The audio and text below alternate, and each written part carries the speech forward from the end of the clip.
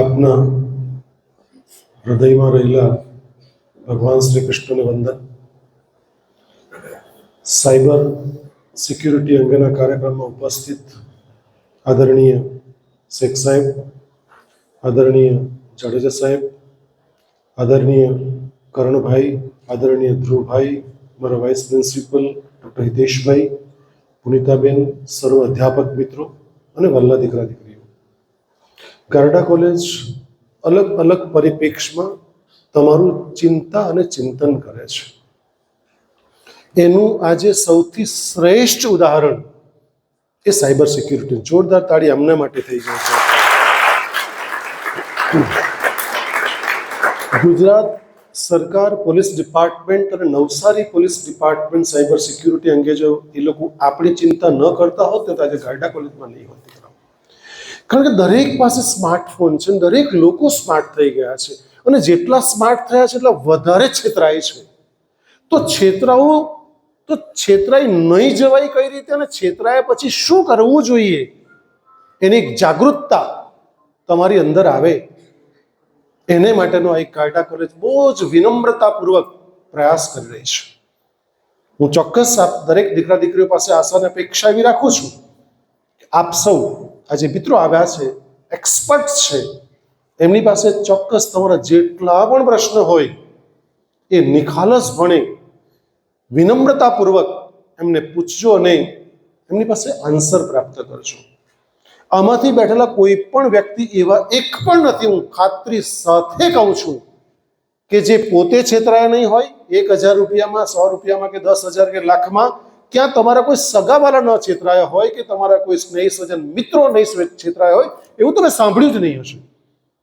તમે ક્યાંક ને ક્યાંક એવા કિસ્સાઓ સાંભળ્યા છે અને છેલ્લે પેપરમાં તો વાંચ્યું જ છે. મિત્રો, આપણે જાણીને આશ્ચર્ય થશે, નવસારી નામાંકિત સંસ્થાના ટ્રસ્ટી લગભગ 1.5 થી 2 કરોડ રૂપિયા છેતરાઈ ગયા. હોશિયાર એક્સપર્ટ માણસ જે લોકોનું કાઉન્સેલિંગ કરે, જે લોકોને સલાહ આપે. કારણ કે અંદર આવે જ એવું છે કે તમે એની પર ક્લિક કર્યા વગર રહી શકતા નથી. અને હવે તો ઓટીપીના જમાના પણ ગયા. હવે ઓટીપી માંગે ને આપે તો આપણે ચેતી ગયા છે. હવે તેની કરતા આગળ આવી ગયું છે કે લગ્નનું આમંત્રણ મોકલશે અને સીધા તમારા ખાતામાંથી બધા જેવું ક્લિક કર્યું ખાતામાંથી પૈસા જતા રહ્યા. કારણ કે જેમ ચોર લોકો ચોરી કરવામાં એક્સપર્ટ હોય ને, તેમ આ સાયબરના જે ગુનેગારો છે ને મિત્રો, એ બધા પોતે ટ્રેનિંગ લીધેલી હોય કે ભાઈ માણસને વાતમાં ને વાતમાં કેવી રીતે ફસાવવો. મને સાહેબ આજે એ વાતનો ખૂબ આનંદ છે આપ તમામ મિત્રોને જોઈને કે ગારડા કોલેજના આંગણે આપ આવ્યા છો ત્યારે ખરેખર મારા વિદ્યાર્થીઓ આમાંથી કશું શીખશે અને પોતે અને પોતાના પરિવારને આવા સાયબર ફ્રોડમાંથી બચતા ચોક્કસ અટકાવી શકશે. કારણ કે આમને શું, આમની તો ડ્યુટી છે, આમને તો કરવાનું છે. એ તમારી પાસે ગારડા કોલેજમાં આવે શા માટે? પણ એમને ચિંતા છે દીકરાઓ. એ ચિંતા એવી છે કે પેલો માણસ દોડતો દોડતો દોડતો પાછળ સિંહ પડ્યો, એટલો દોડ્યો થાકીને થપ થઈ ગયો. વાંદરાએ ઉપરથી ઈશારો કર્યો ઉપર આવી જાય. એટલે બહુ જ થાકેલો એટલે ઉપર સટાસટ ચડી ગયો. સિંહ નીચે ઉભો રહી ગયો. સિંહે કહ્યું કે આ શિકાર મારો ફેંકી દે નીચે. તો કે નહીં. રાત પડી એટલે બંને જણે શરત કરી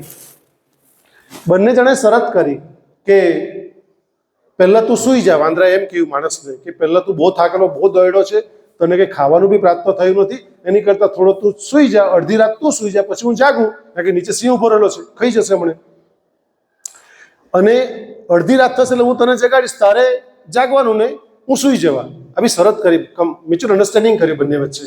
એટલે પહેલા કોણ સૂઈ ગયો? માણસ સૂઈ ગયો. વાંદરો જાગતો હતો એટલે વગ નીચે, સિંહ નીચે ઉભો રહેલો. સિંહે પૂછ્યું કે ભાઈ આપણે બંને પ્રાણી છે, આ મારો ટાર્ગેટ છે, હું એની પાછળ દોડ્યો છું, તું મને ધક્કો માર, ફેંકી દે. વાંદરાનો જવાબ સાંભળજો દીકરાઓ. વાંદરા એમ કે મારે શરણે આવેલાને ક્યારેય દગો નથી કરતો, એટલે હું નીચે તો નહીં ફેંકું.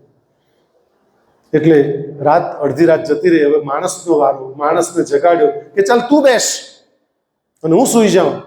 વાંદરો સૂઈ ગયો. સેમ સ્કીમ પેલા સિંહે માણસને આપી. તારે જીવવું છે? તો કે હા. મરવું છે? તો કે ના. તો વાંદરાને ધક્કો માર, મારો ખોરાક છું, ભૂખ્યો છું, ખાઈને તો જઈશ.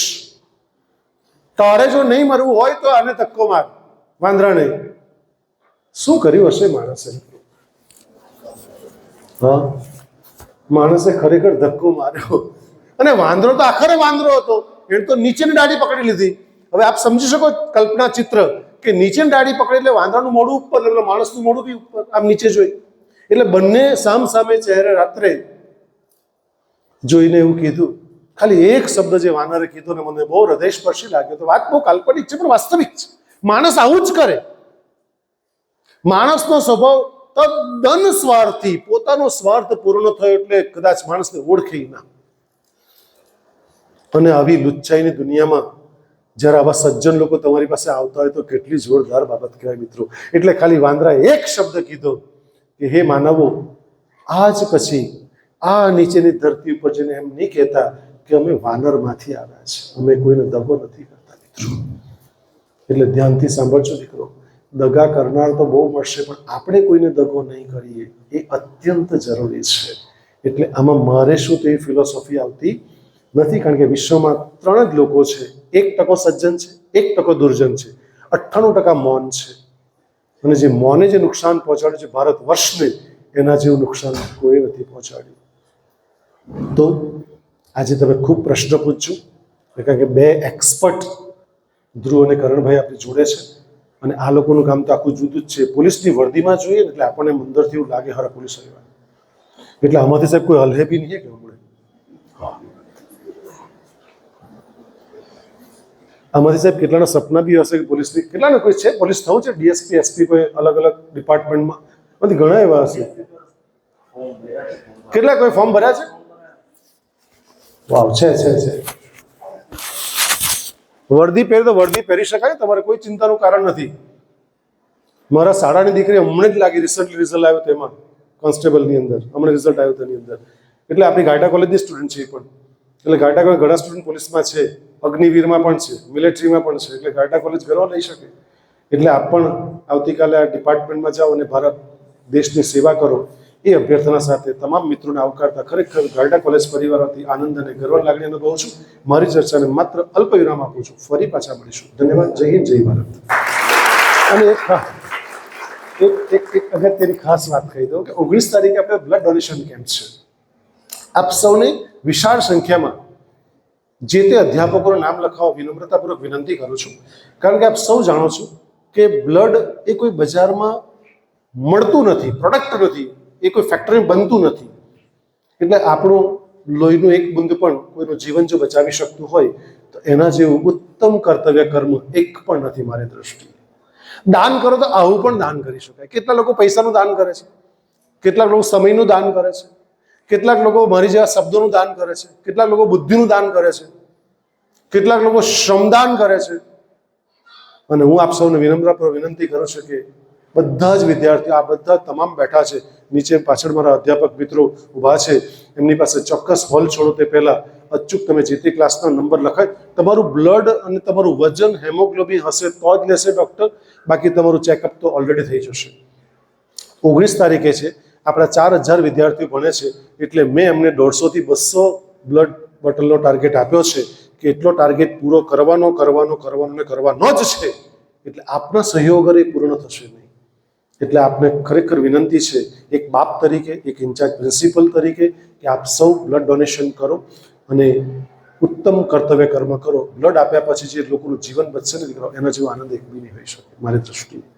એટલે એક ઉત્તમ સત્કર્મ કરીને જાઓ ગાયટા કોલેજમાં અને દર વર્ષે કરો એવી અભ્યર્થના સાથે, એવી આપ સૌને પ્રાર્થના સાથે હું ફરી એકવાર ચર્ચાને અલ્પ વિરામ આપું છું. ધન્યવાદ.